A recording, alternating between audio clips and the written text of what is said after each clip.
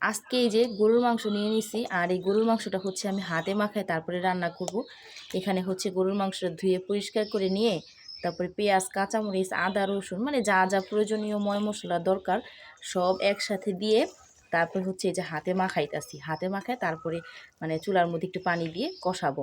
এই রান্নাটা হচ্ছে মাকে দেখছি অনেকবার করতে, মানে গরুর মাংসটা রান্না করলেই মা এভাবে রান্না করতো। এইভাবে রান্না করলে না আমার কাছে মনে হয় কি অনেক বেশি মজা হয়। যদিও এক একজনের রান্নার ধরন স্টাইল আলাদা, তবে অনেক মানুষই কিন্তু এই গরুর মাংসটা হাতে মাখায় রান্না করে। আর এই মাংসটা কোরবানি ঈদে সাধারণত 4-5 কেজি 6-7 কেজি মাংস যখন রান্না বান্না করা হয় তখন কিন্তু এভাবে রান্না করলে আরও বেশি টেস্ট হয়, কারণ তখন মাংসের পরিমাণটা বেশি থাকে। আর এখন তো কম, তারপরেও আমি এভাবে রান্না করি কারণ আমার কাছে এভাবে রান্না করতে বেশি ভালো লাগে।